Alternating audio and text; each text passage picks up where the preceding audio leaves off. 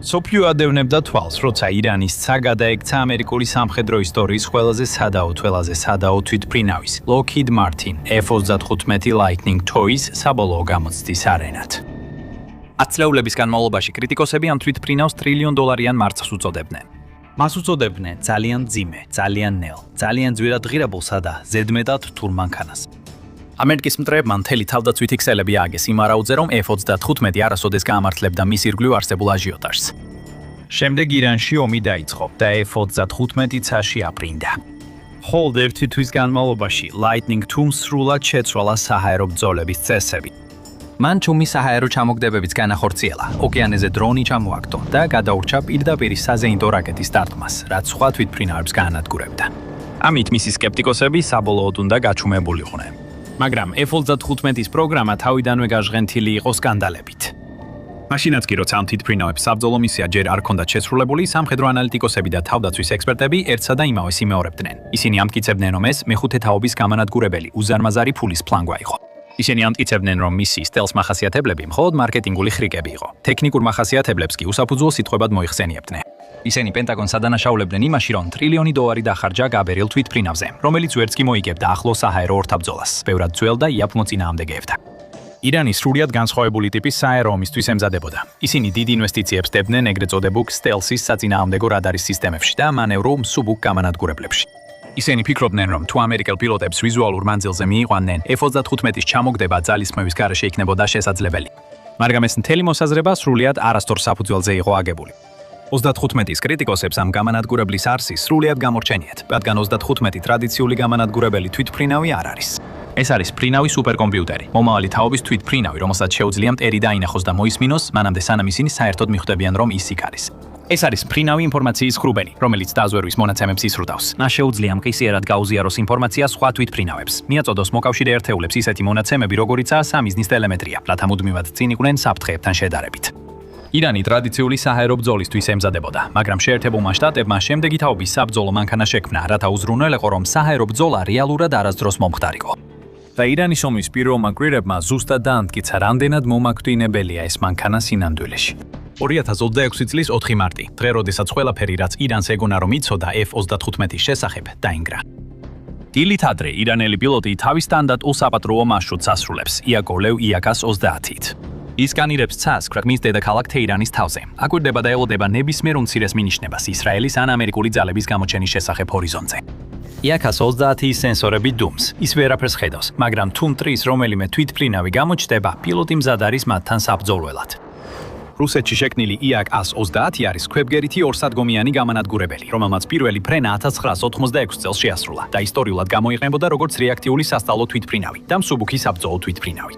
ის არასდროს იყო განკუთვნილი მეხუთე თაობის სტელს გამანადგურებლისთვის კონკურენციის გასაწევად, მაგრამ თუნდაც ძველი რეაქტიული თვითმფრინავი თეირანის ცაზე აქტიური შეტევის დროს მაინც შეიძლება საფრთხეს წარმოადგენდეს. ის ატარებს დაახლოებით 6600 ფუნტიან საბრძოლო ტვირთს, რომელიც შეიძლება შეიცავდეს სუსტი დამიზნების ბომბების, რაკეტებისა და ჰაერზე რაკეტების ნაზავს. ის ცნობილია თავისი მანევრულობითა და ბიძგისმაღის მაღალი თანაფარდობით, წონასთან. ეს ნიშნავს, რომ პირისპირ საჰაერო ბრძოლაში, სადაც ორივე თვითმფრინავი ერთმანეთს ხედავს, იაკას 30-ის ბუნებრივი მანევრულობა მას უპირატესობას აძლევს, თუნდაც უფრო თანამედროვე და ძვირადღირებულ თვითმფრინავებთან შედარებით. და თუნდაც იაკას 30-ის პირდაპირ საჰაერო ბრძოლაში გამარჯვება ვერ მოეპოვებინა, მას მაინც შეეძლებოდა ახლომდებარე საზეინტო სარაკეტო დაანადგარებისა და სახმელეთო ჯგუფებისთვის შეჭრილის შესახებ განგაშის მიცემა, რათა ისინი ერთობლივად შეტევაზე გადასულიყვნენ. ყოველ შემთხვევაში ასე ფიქრობს ირანი, მაგრამ ეს რწმენა ახლა ყველაზე დიდ გამოცდას გადის. ათეულობით მილის დაშორებით ისრაელის საჰაერო ძალების მფრინავთა ესკადრილია თეირანისკენ მიემართება. მათი მისია ანთრის ტერიტორიის გულში ღრმად შეღწევა და ირანის დედაქალაქში ისლამური რევოლუციური გვარდიის კორპუსის საკვანძო სადგომებზე დარტყმა. შეტევას ხელმძღვანელობენ ისრაელის F-35 ადირები, რომლებიც ასევე ცნობილია როგორც ძლიერები და შექმნილია სტანდარტული F-35-ის ბაზაზე. მაგრამ რამდენიმე უნიკალური მოდიფიკაციით, რომლებიც მას სხვებისგან გამოარჩევს, ეს მოდელი აღჭურვილია ისრაელის საკუთარი ელექტრონული ომის სისტემებით, რომლებიც დამატებულია არსებულ ავიონიკაზე და კიდევ უფრო მეტ ფუნქციონალს მატებს. პილოტი ატარებს სპეციალიზებულ ჩაფხոտს, რომელიც მის ფიზიკურ თავის მოძრაობებს აკვირდება და რეალურ დროში ბრძოლის ველის 360 გრადუსიან ციფრულ რუკას პროექცირებს. ისრაელის პილოტები, რომლებიც ეყრდნობიან თავიანთი გამანადგურებლების მსოფლიო ლიდერ უხილაობის შესაძლებლობებს, მიზნებს უფრო ახლოს უახლოვდებიან. ამ დროს კი IAK-130-ის პილოტსაც კი აქვს წარმოდგენა, რომ ისინი იქ არიან. ამ ორ გამანადგურებელს შორის ტექნოლოგიური სხვაობა უზარმაზარი იყო. იქ 30 აქტიურ რადარზეა დამოკიდებული. მისი ჩართვა მტრისთვის პროჟექტორის ანთებას ჰგავს. მეორე ირანელმა პილოტმა ჩართო რადარი და რადიო ტალღები ცაში გაუშვა. მან თავისი ზუსტი მდებარეობა ყველას აცნობა, ვინც აკვირდებოდა. ადირებმა იქ 130-ის საპონელად აქტიური რადარი არ ჩართეს. მათი რადარის შთანთქმელი საფარები და შიდა შეიარაღების სათავსოები მათ ირანულ ეკრანებზე უხილავს ხდიდა. მათი ნამდვილი იარაღი პასიური დეტექცია იყო, რაც მათ საშუალებას აძლევდა მტრის რადარის სიგნალები გაეკონტროლებინათ საკუთარი სიგნალების გამოშვების გარეშე. 35 ჩუმად უსმენდა, როცა იაკ 130 თავის მდებარეობას ხმამაღლა აცხადებდა სიცარიელეში. თეირანისკენ ფარულად მიმავალი ისრაელის გამანადგურებლები ამჩნევენ და მიზანში იღებენ ირანულ იაკ 130-ს.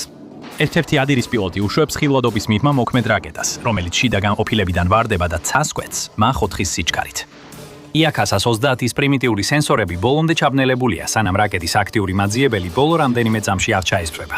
ამ დროს უკვე ძალიან გვიანია. შეჯახება, აფეთქება, განადგურება. რუსული წარმოების თვითფრითვინავი ცეცხლის ბურჯში ქრება. იაკ 130 აღარ არსებობს. ეს არის პირველი შემთხვევა ბოლო 40 წლის განმავლობაში, როდესაც ისრაელმა მტრის თვითფრინავი ჩამოაგდო. და ასევე პირველი შემთხვევა, როდესაც F-35-ის პროგრამისთვის ეს პირველი შემთხვევა იყო, როცა საჰაერო ბრძოლაში პილოტირებადი თვითფრინავი ჩამოაგდეს. ეს ტრადიციული საჰაერო ბრძოლა არ ყოფილა. ის არ დაეკნო ჰაერში მანევრებს ან პილოტის რეაქციის სისწრაფეს. ეს იყო ბრძოლა უხილავ ტექნოლოგიასა და ძველ აღჭურვილობას შორის, მომავალი წარსულის წინააღმდეგ და შედეგი იყო უხილავი განადგურება.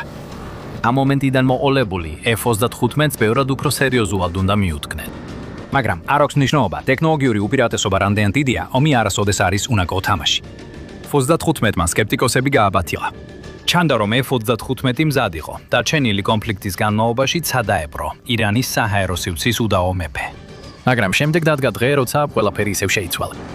პირველ რიგში ეს ჩვენი ახალი არხია, სადაც ესეთ სამხედრო დაპირისპირებებს დეტალურად განვიხილავთ. ამიტომ დააჭირეთ გამოწერის გილაქს, რომ არ გამოგჩეთ ჩვენი შემდეგი ანალიზი. ეხლა კი დაუბრუნდეთ ბრძოლის ველს. მარტის 19-ია შეერთებული შტატების საჰაერო ძალების F-35A ასრულებს საბრძოლო მისიას ცენტრალურ ერაყის თავზე. ისევე როგორც ადირები, ის იყენებს თავის თანამედროვე ავიონიკასა და სტელს ტექნოლოგიებს, რათა თავიდან აიცილოს აღმოჩენა. ირანი სასოწარკვეთილ მდგომარეობაში იყო. მათ საკუთარი თვალით ნახეს და იგრძნეს F-35-ის სრული ძალა და იცოდნენ, რომ მათ ხელთ არსებული ყველა იარაღის გამოყენება მოუწევდათ. სრული საჰაერო განადგურების თავიდან ასაცილებლად, ისინი უფრო დახვეწილ საჰაერო თავდაცვის ბატარეას აგზავნიან, რათა იპოვონ და აკვირდნენ F-35A-ს. სავარაუდოა, რომ ირანმა გამოიყენა საჰაერო თავდაცვის სისტემები, რომლებიც რადარის ნაცვლად პასიურ ინფრაწითელ სენსორებზეა დაფუძნებული. როდესაც მათ ბოლოს დაინახეს F-35A სახმელეთო საჰაერო თავდაცვის სისტემებმა რაკეტები გაუშვეს ცაში, იმ იმედით, რომ რომელიმე მათგანი საკმარისად იღბლიანი იქნებოდა მიზნის პოვნისთვის. კინეტიკური ენერგიის დამაბრმავებელმა ელვამ ღამის ცა გააპო და ერთმა რაკეტამ თვითფრინავის უკანა ნაწილი დააზიანა. როდესაც თვითფრინავების უმეტესობა რაკეტით დაზიანდება, მათ გარდაუვალი ბედიელით. მართვის ჯოხი აღარ რეაგირებს, ძრავები ითიშება. პილოტი იძულებულია კატაპულტირდეს და უყუროს, როგორ ეცემა მისი თვითფრინავი ცეცხლში გახვეული. აქ ასე არ მოხდა და სწორედ აქ ამართლებს ტრილიონდოლარიანი F-35-ის პროექტი. ეს თვითფრინავი სხვების მსგავსად არ არის აგებული. მისი კორპუსი წარმოადგენს რთულ ჩონჩხს, ნახშირბად-ბოჭკოვანი კომპოზიტებისა და ტიტანისგან, რომელიც შექმნილია კატასტროფული კინეტიკური დარტყმების შესაძლებლად, რაც ნაკლებად განვითარებულ თვითფრინავს მთლიანად დაანგრევდა. იმ წამსვე, როგორც კი F-35-მა ნამსხვრევები მოხდა, მისი ციფრული ფრენის საკონტროლო კომპიუტერები გააქტიურდა. ისინი მყისიერად ანაზღაურებენ ფიზიკურ დაზიანებას, გვერდსული ან დაზიანებულ კომპონენტებს და ახორციელებენ საჭირო ციფრულ მიკროკორექტირებებს, რათა ფიზიკურად დაზიანებული თვითფრინავი ჰაერში დარჩეს. საფრთხის სირენები ისმის კაბინაში, რადგან თვითფრინავს საწვავი ჟონავს. მისი შეუმჩნევობის უპირატესობა დაკარგულია. პილოტი ეხება თავის სავარძელში და ახერხებს დაზიანებული თვითფრინავის ბაზაზე დაბრუნებას საგანგებო დაშვებისათვის. ირანმა მაშინვე განაცხადა, რომ მათ ჩამოაგდეს ამერიკული შეუმჩნეველი გამანადგურებელი, მაგრამ ეს არ იყო შემთხვევა, როცა გამანადგურებელი ცეცხლში გაეხვია ან ჰაერში აფეთქეს. F-35 დაზიანდა, მაგრამ არ განადგურებულა. ის დარჩა მთლიანი და მართვადი და უსაფრთხოდ დაჯდა. ამიტომ მისი შეკეთება, საწვავით შევსება და მომავალ დათმებში ხელახლა გამოყენება შეიძლებოდა. მიუხედავად იმისა, რომ ირანი მასიურ პროპაგანდისტულ გამარჯვებას ზეიმობდა, აშშ-ს სამხედროებმა დაამტკიცეს, რომ F-35-ს შეეძლო გადაეტანა თეირანის ერთ-ერთი ყველაზე ძლიერი დარტყმა და მაინც დაბრუნებული ყოფილიყო ბაზაზე. მიუხედავად ამისა, 19 მარტის ინციდენტის შემდეგ დრო იყო, რომ აშშ-ს ერთი ნაბიჯით უკან დაეხია და უფრო ფართო სურათი გაეთვალისწინებინა. მისმა მეთაურებმა მთელი კონფლიქტის განმავლობაში ამ გამანადგურებლების განსაკუთრებული ეფექტურობა იხილეს, მაგრამ ახლა მოუწიათ შეგვეებოდნენ დადასტურებულ რეალობას, რომ ირანს სულ მცირე შეეძლო ესროლა და დაეზიანებინა F-35-ები. და რადგან თითოეული მათგანი $80 მილიონ მეტია შეფასებული, აშშ-ს საჰაერო ძალებს აღარ სურდათ, რომ ეს რესურსები უსაფუძვლოდ დაზიანებულიყო ან განადგურებულიყო. ირანმა თამაშის წესები შეცვალა და ახლა აშშ ჯუშ ჯერი იყო, საპასუხო ნაბიჯი გადაედგა. ამიტომ აპრილის დასაწყისისთვის F-35 გარდაიქმნა თავის ყველაზე მომაკვდინებელ ფორმაში. 35 მხოლოდ საჰაერო ბრძოლებისთვის, რაკეტების გასაშვებად ან ბომბების დასაგდებად არ არის შექმნილი. ეს არის წინა ხაზის სენსორული კვანძი, რომელსაც შეუძლია უზარმაზარი რაოდენობის მონაცემების მოპოვება, ბევრად უფრო მეტი ვიდრე ტრადიციულ ან წინათაობის თვითმფრინავებს, webs. აშშ-ის მეთაურებმა იცოდნენ, რომ მაშინაც კი თუ ის პირდაპირ ზიანს არ აყენებს, F-35 მაინც შეიძლება იყოს ის გასაღები, რომელიც ამერიკის შემდეგ ნაბიჯებს ხსნის. ფასდაუდებელი საინფორმაციო კვანძი, რომელიც ფარულად აწვდის რეალურ დროში მონაცემების ნაკადს, მოკავშირე დანაყოფებს მტრის ხაზების მიღმა.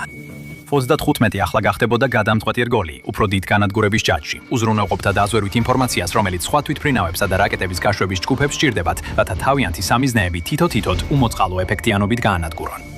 და ირანთან ომში გასანადგურებელი სამიზნეების სიმრავლე იყო. ქვეყნის რეჟიმი ათწლეულების განმავლობაში ემზადებოდა ამ კონფლიქტისთვის. მას დიდი ინვესტიცია ჰქონდა ჩადებული საჰაერო თავდაცვის სისტემებში. ქვეყნის უზარმაზარ ტერიტორიაზე განლაგებული ჰქონდა როგორც სტაციონარული, ასევე მოძრავი საზენიტო სარაკეტო დანადგარები. რადარები მუშაობდა დღე და ღამე, მუდმივად სკანირებდა გარშემო მიწასა და ცას კილომეტრების მანძილზე. მზად იყო და ელოდა საფრთხის პირველივე ნიშნებს, რომ მოქმედება დაეწყო. შემდეგ გამოჩნდა Lightning II. მაქსიმალური სიჩქარით მოძრაობს მა 1.6-ზე, ანუ დაახლოებით 1200 მილი საათში. ის ღრმად აღწევს მტრის საჰაერო სივრცეში, პოულობს და ზუსტად ადგენს მტრის საჰაერო თავდაცვის სისტემების მდებარეობას და ამ მონაცემებს გადასცემს დანარჩენ ძალებს. ის იქ არ არის იმისთვის, რომ გამშვები დანადგარები თვითონ გაანადგუროს. თუ პილოტი გახსნის შიდა იარაღის განყოფილებებს ბომბით ჩამოსაგდებათ, ეს დროებით არღვევს თვითმფრინავის უხილაობის პროფილს. ირანულმა რადარებმა შეიძლება შეამჩნიონ ეს ანომალია და გაუშვან თავიანთი რაკეტები. გონიერი მონადირე არასდროს გამოაჩენს თავს, თუ შეუძლია სხვას დააჯერინოს სასკლედი. და F-35 არ ჭირდება დიდხანს დარჩენა ამ ტერიტორიაზე.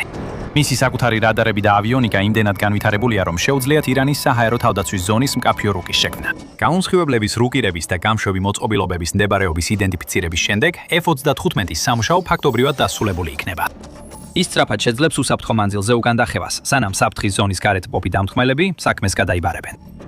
ეს შეიძლება ნიშნავდეს ტომაჰავკის რაკეტების გამშვებ მოწყობილობებს, ჰაერიდან გაშვებულ შორი დისტანციის იარაღებს, ელექტრონულ ომს, სატყუარებს ან ზემოთ ჩამოთვლილი ყველა საშუალების კომბინაციას. F-35-მა მიაწოდა მონაცემები და ახლა დანარჩენ ძალაზეა დამოკიდებული. იმოქმედონ ამ მონაცემებზე და გაანეიტრალონ საფრთხე. ასე ანადგურები იმ ტიპის რთულ საზენიტო სარარაკეტო ქსელებს, რომელთა აწყობასაც ისეთი ქვეყნები როგორიც ირანია თაობებს ანდომებდნენ. ეს არ ხდება პირდაპირ შეტევით ან მოწინააღმდეგის გადატვირთვის მცდელობით და გზაში დანაკარგების მიღებით, არამედ მონაცემებით და ამ საზენიტო სარაკეტო პოზიციების სამიზნედ მონიშვნით. მისი სტელს ტექნოლოგიები საშუალებას აძლევს მიუახლოვდეს იმაზე მეტად, ვიდრე სხვა ნებისმიერი თვითმფრინავი შეძლებდა, ისე რომ არ იქნეს აღმოჩენილი და ჩამოგდებული რამდენიმე წუთში. მისი სენსორები უნიკალური სიზუსტით ხედავენ და ლანდშაფტს კარტოგრაფირებენ. მისი საკომუნიკაციო სისტემა საშუალებას აძლევს გააზიაროს ყველაფერი, რასაც აღმოაჩენს სხვა თვითმფრინავებთან, ტანკებთან, გემებთან და სხვა დანაყოფებთან. და მისი ჭკვიანი, ინტუიციური, წინდახედული დიზაინი ნიშნავს, რომ პილოტი მთელი დროის განმავლობაში მონაცემებში არ იძირება, არამედ ზუსტად იმ ინფორმაციასა და დახმარებას იღებს, რაც უსაფრთხოდ და სწრაფად შესვლასა და გამოსვლას სჭირდება.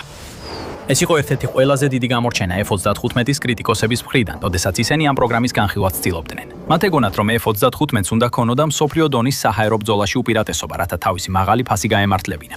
მაგრამ დღევანდელი საბრძოლო ველები შეიცვალა. ცა აღარ იმართება იმ თვითმფრინავით, რომელსაც ყველაზე მკვეთრი მოხვევა ან ყველაზე სწრაფი აზისტრაფი საჰაერო მანევრი შეუძლია. ისინი აჯილდოებენ იმ სისტემას, რომელსაც შეუძლია სწორ დროს მიიღოს სწორი ინფორმაცია და სწორად გამოიყენოს იგი, რათა მოწინააღმდეგეზე უპირატესობა მოიპოვოს. სწორედ ამისთვის შეიქმნა F-35 და ირანში ომმა დაამტკიცა, რამდენად სრულყოფილად იყო ის ამ ამოცანისთვის აგებული. სოფლიოს არ დასჭიროებია მარტის ბოლომდე ლოდინი, რომ F-35-ის მოქნილობა მოქმედებაში ენახა. უკვე ომამდე არსებობდა მტკიცებულება, რომ ეს თვითმფრინავი გაცილებით მეტი იყო, ვიდრე უბრალოდ საჰაერო ბრძოლისთვის განკუთვნილი. 3 თებერვალს ნიმიცის კლასის ავიამზიდი აშეთეშოს აბრაამ ლინკოლნი არაბეთის ზღვის წყლებში მიცურავს. გაშემოწყლები მშვიდია, მაგრამ ავიამზიდზე სრული მოძრაობაა. აბრაამ ლინკოლნის რადარის ეკრანებზე რაღაცა შენიშნეს. ირანული შაჰედ 30-9 ტიპის დრონი, რომელიც პირდაპირ ავიამზიდის დამტმელი ჯგუფისკენ მიემართებოდა. სტილით აშშ-ს MQ-1 პრედატორს გავს, მაგრამ ეს იაფფასიანი ერთჯერადი კამიკადე სათამაშო არ არის. ეს არის საშუალო სიმაღლეზე მფრენი, შორ მანძილზე მოქმედი სადაზვერო და დარტმის პლატფორმა, რომელიც შექმნილია იმისთვის, რომ დიდხანს იფრინოს, ჩამოაგდოს საკუთარი მაღალი სიზუსტის საბრძოლო მასალები, როგორიცია სადიდ 345 ან ყაიმის პლანირებადი ბომბები, გაანადგუროს მაღალი ღირებულების სამიზნეები და შემდეგ დაბრუნდეს ბაზაზე. ანგარიშების მიხედვით შაჰედ 139-ს აქვს 1200 მილზე მეტი მოქმედებ რადიუსის და ფრენის ხანგრძლივობა 24 საათამდე, რაც მას სერიოზულ საფრთხედ აქცევს. და ის პირდაპირ ამერიკულ ავიამზიდს მიემართება, რომელზეც რამდენიმე ათასი სამხედრო და მილიარდობით დოლარის ღირებულების სამხედრო ტექნიკაა განთავსებული. წარსულში საზღვაო ძალებს საფრთხის აღმოჩენა მხოლოდ ნაღმოსნის AGC-ის საბრძოლო სისტემაზე დაყრდნობით შეეძლოთ. ვოცულობდნენ, რომ შეძლებდნენ მის განადგურებას შეჯახებამდე, ბოლო პანიკურ წამებში, ან შეძლებდნენ ძველი F-18 Hornet-ის გაგზავნას, მაღალი სტრესის, ახლო მანძილზე ჩაჭრისთვის. მაგრამ ახლა არსებობს კიდევ ერთი ვარიანტი. აბრაამ ლინკოლნი ჰაიათში უშვებს საზღვაო ქვეითების F-35C-ს. ეს არის F-35-ის ავიამზიდისთვის განკუთვნილი ვარიანტი, რომელსაც აქვს უფრო დიდი ფრთები და გამაგრებული შასები. საკუთარი ინტეგრირებული DAS სისტემისა და ძლიერი რადარის წყალობით, F-35-ს არ სჭირდება ავიამზიდზე დაყრდნობა სამიზნეების მონაცემების მისაღებად. მას შეუძლია აღმოაჩინოს, დააფიქსიროს და გაანეიტრალოს საჰაერო საფრთხეები, ისეთი სიტუაციური ცნობიერების დონით, რასაც ძველი ავიამზიდის თვითმფრინავები ვერ უზრუნველყოფდნენ.